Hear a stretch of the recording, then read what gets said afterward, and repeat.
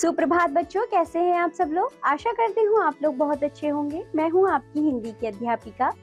तो बच्चों, आज हम पढ़ेंगे पाठ नंबर 3, जिसका नाम है पंच परमेश्वर। तो चलिए बच्चों, पंच परमेश्वर कहानी पढ़ना शुरू करते हैं। उससे पहले जानिए बच्चों कि पंच कौन होते हैं। बच्चों, गांवों में जब कोई आपसी झगड़ा हो जाता है, कोई मनमुटाव हो जाता है, तो उसका फैसला लेकर यानी कि कोई निर्णय, उसका मतलब बच्चों समस्या का समाधान निकालने के लिए हम पंचों के पास जाते हैं। जो पंच होते हैं वह परमेश्वर यानी कि ईश्वर के समान होता है। ऐसा माना जाता है कि वह बच्चों हमारे न्याय के हमारे कोर्ट के समान जिस तरीके से जज बच्चों फैसला करते हैं, वह भी हमारे लिए अच्छा न्याय मतलब न्याय करते हैं। किसी की तरफ वह पक्षपाती नहीं होते, निष्पक्ष फैसला देते हैं। तो चलिए पंच परमेश्वर कहानी को पढ़ना शुरू करते हैं। सबसे पहले देखिए, आपको यहाँ दो मित्र दिखाए गए हैं, जो कि है एक जुम्मन और दूसरा है अलगू। जुम्मन शेख और अलगू चौधरी में गाढ़ी मित्रता थी।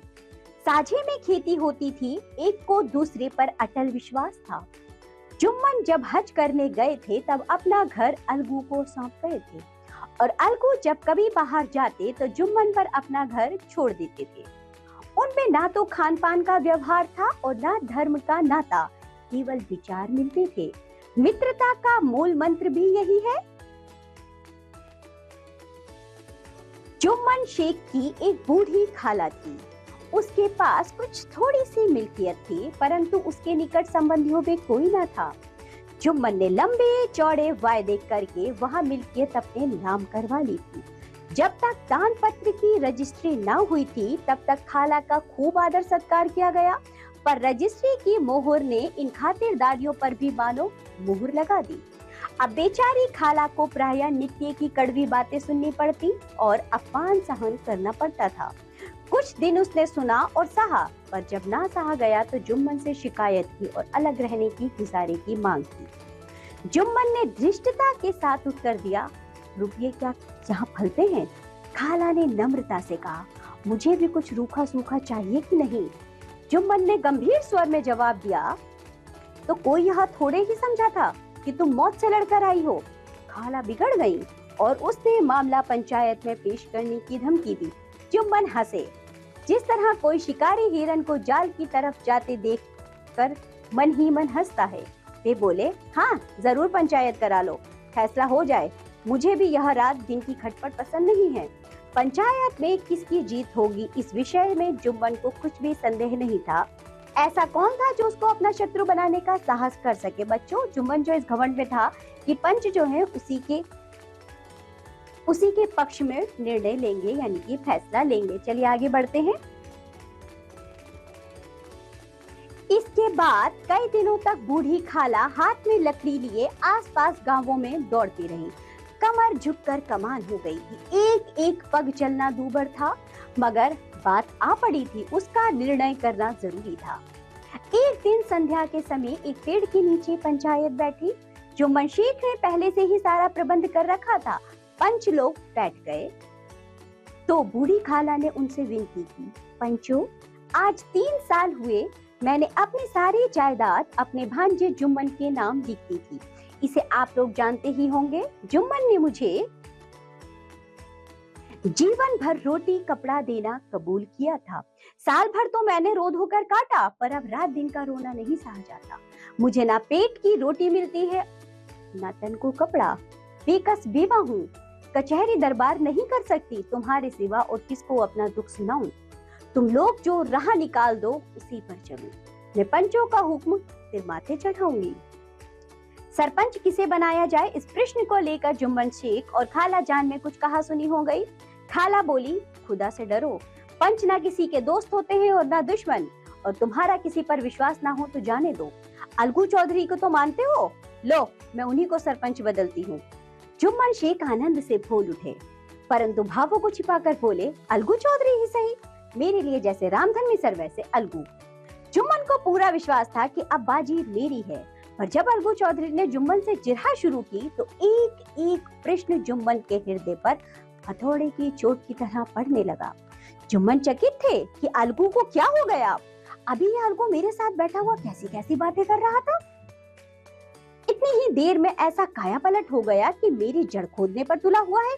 क्या इतने दिनों की दोस्ती कुछ भी काम ना आएगी? जुम्मन शेख इसी संकल्प विकल्प में पड़े हुए थे कि अलगू ने एक फैसला सुनाया। जुम्मन शेख पंचों ने इस मामले पर विचार किया। उन्हें यह नीति संगत मालूम होता है कि खाला जान को माहवर खर्च दिया जाए। बस यही हमारा फैसला है। अगर जुम्मन को खर्च देना मंजूर ना हो तो रजिस्ट्री रद्द समझी जाएगी। इस फैसले ने अलगू जुम्मन की दोस्ती की जड़ हिला दी।